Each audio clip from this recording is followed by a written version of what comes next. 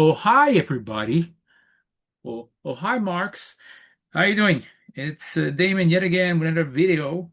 It's been a while since done one. I think it was 1 and a half ago, but here you go, in case you're listening. So today I'm gonna do a sh an episode about movies, and more precisely, I'll do a video about what I feel like are the top 18, sorry, the top 12 underrated movies of the 2000s.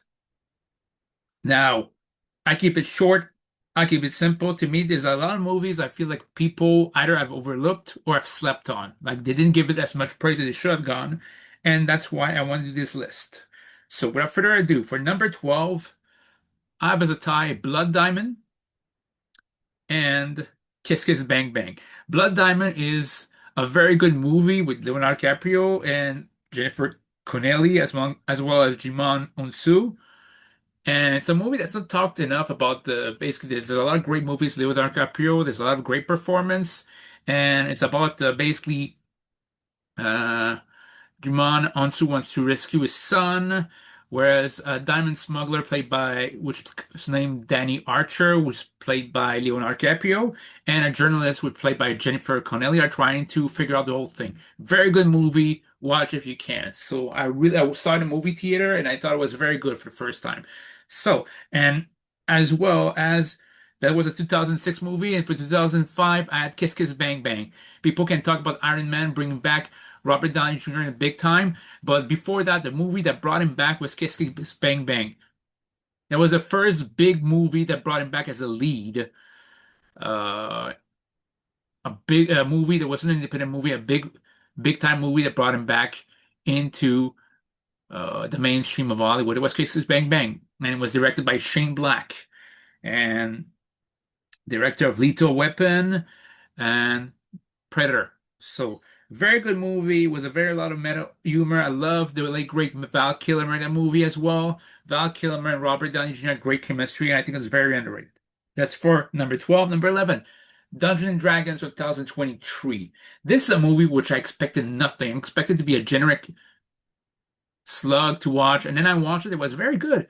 In fact, underappreciated. I would have loved to see a sequel with this. Chris Pine played a very comedic, very fun protagonist, where Hugh Grant was a great antagonist in this one. Michelle Rodriguez found another role that she can play beside being Lefty in Fast and Furious, and I'd love to see another one.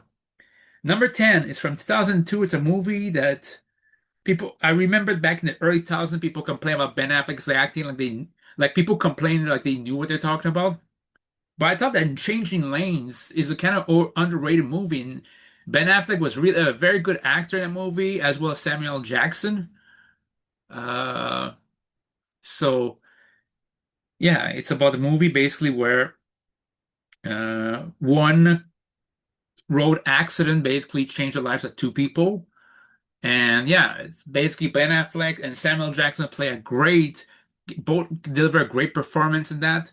And not many people talk about it, and I think it should change. It's a very good movie, so go watch if you have time. Number 9, 50-50 from 2011. Joseph Gordon-Levitt and Seth Rogen. It wants to be a dramatic comedy, and I felt was my movie of 2011. This is a movie, was my favorite movie of 2011.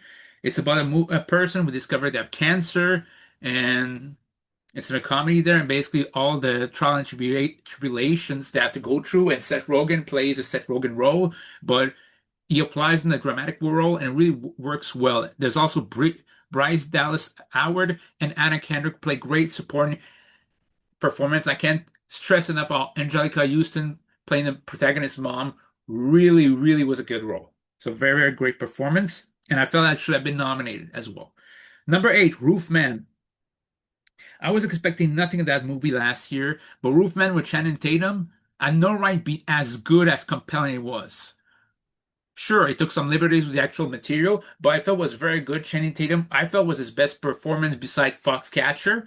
Kirsten Dunst was an underrated performance there. Overall, I really, really love that movie, and I didn't expect to. It's one of my favorite movies last year. So yeah, number 7, from the same director, How to Make a Killing, a movie I watched recently, was actually fine. Wasn't great, but was fine. I have Emily the Criminal. This is, if I talk about Channing Tatum's best performance, in my opinion, since ever besides Foxcatcher, I think this is Aubrey Plaza's best performance ever. She should have been nominated for the Oscars. She didn't have to win, but she got nominated. To me, I was compelled by character. I could feel for her, I could sympathize with her. And yeah, I thought it was a very good performance. But it's one of those movies that you take away her performance, the movie falls. So it's that kind of movie, but it's damn good. So I think it's an underrated movie. It's from 2022. The other one, number six from 2020, early 2020, Invisible Man. It was my favorite movie of 2020. Yeah. And it had no right being as good as it is, but the whole script, Elizabeth Moss's performance, make it compelling. Yeah. I mean, knowing that their boyfriend, abusive husband in that case, the story is that a woman basically is abused by her husband, and he seems to have disappeared, but in reality he was wearing an invisible man suit with its technology. And I thought it was very compelling. The whole movie is very compelling, scary at times, and it's a movie that needs to be watched. It's a very good horror movie. And yeah, it has lots of suspense, but I don't think there's not cheap scares in that movie. It's really, really very well done, very well paced, and very entertaining from beginning to end. Number five, we're already halfway through. Oh boy, this is really going to be short. I told you. Number five will be Game Night from 2018. This is a comedy that I felt like one of the last great comedies in the last year, a few years. Yeah, there's been The Naked Gun, 2025 last year. But apart from that, if I take it away, how many great comedies we've had in the last few years? I think we have to go back way 2018 for Game Night. And Jason Bateman and Rachel McAdams. Rachel McAdams now can make anything work. She can do drama. She can do basically psychological thriller slash horror, like in Sen Helps, which was damn good. She can make basically political thrillers like Spotlight. She can do Mean Girl. She can do romantic movies like Notebook. And she could do comedic, basically more cartoony, basically kind of a more adult comedies like Game Night. And I thought it was a very, very good movie. I wasn't expecting to laugh as much as I did there. Kyle Chandler, another great actor who's usually doing more dramas, was very good in this case as basically the troublemaker of the whole bunch. So I don't need to describe to you the plot. The plot isn't what's important. The fact is gonna have fun watching the movie. That I can tell you. That's my underrated movie, and it's from 2018. Number four, from 2013, what I feel might just be Denis Villeneuve's best movie to my mind, in my mind, is Prisoners, starring Jake Gyllenhaal, Viola Davis, Hugh Jackman, Terrence Howard, Paul Dano, and Melissa Leo. What a big cast right there for a movie. And everybody in that movie, not just all their own, but they blew me away their performance. Hugh Jackman, I thought, again, was his best performance as a very, very concerned, dedicated father who was acting kind of vigilante. Jake Gyllenhaal as a very dedicated but precise detective who's always basically upset about solving a case. Paul Dano as a weirdo, I know, not the first time he played that on screen. Uh, Melissa Leo as basically a woman that seems to be hiding something. Uh, Viola Davis as devoted mother, and Terrence Howard as his usual cool self. So yeah, it's a very good movie, and you should watch it when you get the chance. That's for 2013. From 2017, I have maybe my favorite biopic of the 2010s, and that's A Disaster Artist. By God, that's the first biography that I thought was so hilarious that I need to watch it. I got it on DVD. It's so good, so hilarious, and it's a shame that it got forgotten because and I know it's because of James Franco's stupid crap, because the whole movie is a damn good movie. You could see it's a joke about Tommy Wiseau, and it works. You can see that the fact that Tommy Wiseau took a joke, or what could be seen as a joke, and made himself famous. And it works as well. It works in different manners, and it's like not talked enough, despite the fact it deserves better. So yeah, that's for number three. Number two, it's a tie. And again, one from 2002, which was one the only year that repeats itself. It's Minority Report. Everybody talks about tons of great movies of Steven Spielberg, and it's true. Yes, plenty. Yes, plenty just in the 21st century. I mean, Catch Me If You Can. Yes, War of the Worlds, Lincoln, you name it. But I'll mention Minority Report.